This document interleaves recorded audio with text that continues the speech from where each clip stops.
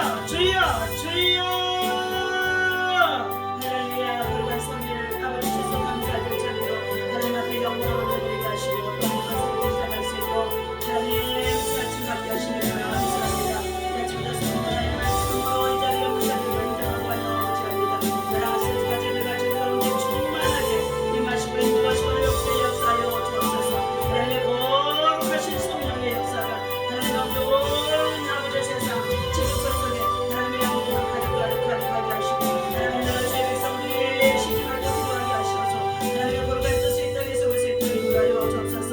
한반도의 평화를 하나님이 지정하여 주시고 하나님 아버지의 전쟁이 오도록 막아주시옵시고 남북의 복음을 하나 되어지고 통일을 도와주시도록 성령 하나님이 일하시는 역사를 있게 하여 주옵소서.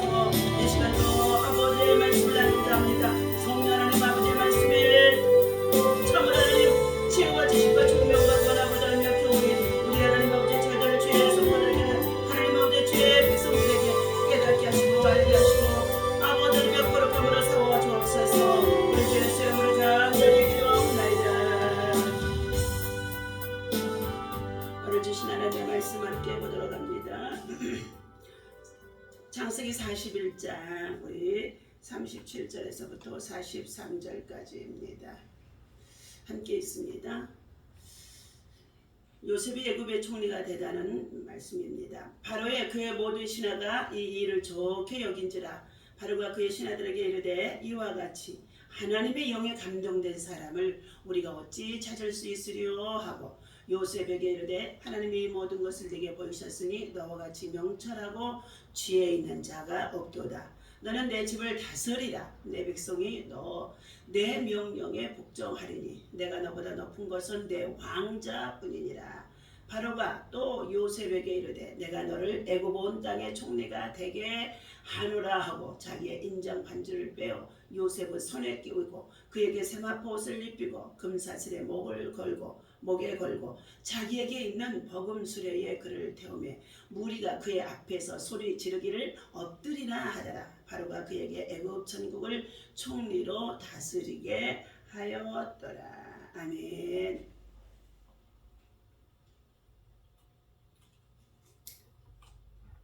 할렐루야. 하나님을 신뢰하며 하나님의 인도함을 받는 요셉, 그의 인생의 여정 속에서 29의 요셉과 30의 요셉은 완전히 달라지는 줄로 믿습니다. 오늘 본문에서는 30살의 요셉의 과정이 나옵니다. 그의 삶은 1년 만에 완전히 달라졌습니다. 요셉이 누구입니까? 하나님의 약속을 받은 사람인 것입니다. 하나님께서는 요셉을 귀하게 쓰겠다고 약속하셨지만 29가지 그의 인생은 반대로 흘러갔다는 것입니다. 29의 요셉은 감옥에 있었기 때문인 것입니다. 그때 요셉이 자신을 소개했다면 아마 이러했을 것입니다. 저는 어머니가 4명입니다. 형제는 저를 포함해서 12명입니다. 아버지는 같지만 어머니가 달라 형제들끼리 사이가 좋지 않았습니다. 어렸을 때 저는 아버지의 사랑을 독차지하며 살았습니다. 그래서 형들에게 시기와 미움을 많이 받았습니다. 저를 시기한 형들은 미디안 땅의 상인들에게 저를 팔아버렸습니다. 그 후 이집트로 끌려와서 보디발 장군의 대장의 집에 노예가 되어져서 사환으로 일하게 되어졌습니다. 그런데 그곳에서도 하나님을 섬기고 성실히 열심히 일하자 그 집의 전체에 하나님의 복을 주셔서 요셉으로 말미암아 그의 집안이 복을 받는 것을 그 주인이 알았습니다. 그러므로 이 요셉을 3년이 지난 이후에 그 집의 모든 재산을 관리할 수 있는 집사로 세워진 것입니다. 그런데 엄청난 시련이 다가왔습니다. 그 집의 주인 아내의 보디발의 아내가 이 요셉의 청년이 준수함을 보고 매일같이 그를 유혹하는 가운데 있었습니다. 어느 날 아무도 없는 틈을 타서 그가 요셉과 함께 동침하기를 청하는 가운데 있었을 때에 이 요셉은 내가 어찌 하나님 앞에 득지하리까 하며 그의 자리를 박차고 때로는 그 옷이 벗겨지는 가운데 있어서 도망을 쳐나왔던 것입니다. 그런데 억울한 누명을 쓰고 그는 옥에 갇히게 되어졌다는 것입니다. 억울한 누명을 쓰고 이렇게 감옥에 갇혀있던 그의 신세는 언제 어떻게 형통한 일이 날지 아무도 알 수 없는 상황에 있습니다. 그럼에도 불구하고 요셉은 이 옥중에서도 죄수들을 돌아보고 죄수들의 사정을 들어주고 죄수들의 수발을 들어줌으로 인하여서 간수들이 이 요셉에게 옥중 죄수를 다 맡겼더라 말하는 가운데 있었습니다. 그런데 어느 날 꿈을 꾸었던 애굽 왕의 신하 두 사람이 옥중에 갇혀 있게 되어졌는데 이 두 사람이 꿈을 꾸었다는 것입니다. 떡 맡은 관원장과 그리고 술 맡은 관원장의 이 두 사람이 왕의 여러 가지의 시야기와에서 음모를 하였던 것들이 발각이 되어지는데 진짜 범인이 누군지 알 수가 없음으로 인하여서 그 두 사람을 옥에 가두었습니다. 그런데 어느 날 꿈을 꾸고 그 꿈을 가지고 요셉한테 말하게 되어집니다. 떡 맡은 관원이 말하는 가운데 있었습니다. 술 맡은 관원에게 말하는 가운데 있었습니다. 그때 술 맡은 관원에게 요셉은 그 꿈을 해석해 주게 되어집니다. 앞으로 사흘 후이면 당신의 무죄가 밝혀져서 왕의 궁으로 다시금 인도함을 받고 왕의 신하가 되어질 것을 말해 주었습니다. 그러자 떡 맡은 관원이 또 말하는 가운데 있습니다. 나도 이러한 꿈을 꾸게 되어졌는데 떡강조리가 내 머리에 있고 새들이 날아와서 그것을 쪼아 먹는 것을 꿈을 꾸었다고 말하는 가운데 있습니다. 그때의 요셉은 꿈의 사람 지혜의 사람입니다. 그는 말합니다. 앞으로 사흘 후면 당신은 목이 잘리게 되어질 것입니다 하고 말했는데 그대로 이루어졌다는 것입니다. 그의 자기 속에는 전혀 소망이 보이지 않는 29의 나이인 것입니다. 정직하고 진실하게 살았었는데 인생은 점점 더 비천해지고 비참해진 가운데 있었다는 것입니다. 그러나 요셉은 절망에 빠지지 않았습니다. 그는 하나님의 약속을 끝까지 믿었다는 것입니다. 인간의 머리로는 미래를 예측할 수 있는 것은 아무것도 없다는 것입니다. 미래는 철저히 하나님의 것입니다. 미래의 모든 일은 하나님의 뜻대로 이루어진다는 것입니다. 하나님께서는 하나님의 자녀될 사람들을 미리 정하시고 예정하시고 알맞은 때에 부르셔서 그들을 십자가의 은혜로 거룩하게 해주시고 마침내 영화롭게 하나님은 사용하신다는 것입니다. 영화롭게 한다는 말은 헬라어로 독사조라는 뜻이라고 합니다. 광범위한 차원에서 존경을 받고 칭찬받게 되어진다는 뜻을 말해주고 있습니다. 하나님께서는 당신의 자녀들을 거룩하게 하시고 존경받고 칭찬받도록 만들 계획을 갖고 있다는 것입니다. 모든 그리스도인은 하나님이 복된 계획을 믿어야 할 줄로 믿습니다. 하나님의 계획을 믿는 사람은 자신의 미래를 함부로 말하지 않습니다. 판단하지 않습니다. 미래를 정확하게 하는 분은 오직 하나님 한 분뿐이라는 것입니다. 그러므로 하나님을 믿는 사람은 십자가의 은혜로 날마다 거룩한 믿음과 신앙을 가지고 십자가를 지고 가는 자가 되어질 때에 주님이 그와 함께 하심 속에 있는 줄로 믿습니다.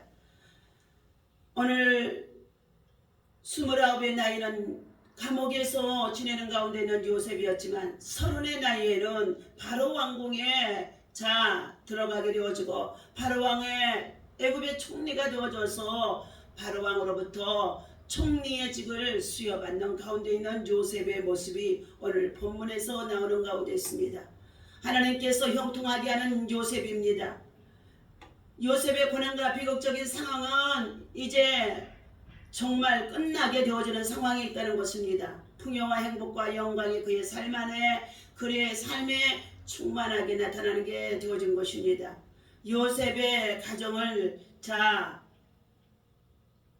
혼자의 터리가 되어져서 팔려왔던 이 요셉, 사환으로 노예로 일했던 요셉, 그런 그가 이제 바로왕 앞에 서게 되어지고, 그리고 가정도 이루게 되어집니다. 소년 시절에 육당으로 팔려나와 나이 30이 되도록 혼자였던 요셉은 얼마나 고독했을 것입니까? 그러한 그가 결혼을 하여 가정을 이루게 된 것은 큰 기쁨이요, 그리고 축복이었을 것입니다. 우리 성도들도 때가 되면 결혼하여 가정을 형성해 나가는 젊은 청년들이 되어야 할 줄 믿습니다. 왜냐하면 인간은 연합하여 하나를 이루는 것이 이상적인 것이 되어지고 생육하고 번성함으로 인하여서 다음 세대가 세워질 수 있기 때문인 것인 줄 믿습니다. 이제 요셉은 축복의 사람으로 부귀와 영화를 획득했다는 것입니다.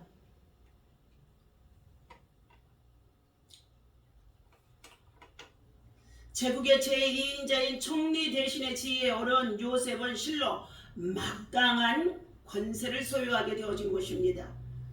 그의 정치적 활동도 이제는 큰 성공을 거둘 수 있는 지혜를 하나님이 주셨다는 것입니다.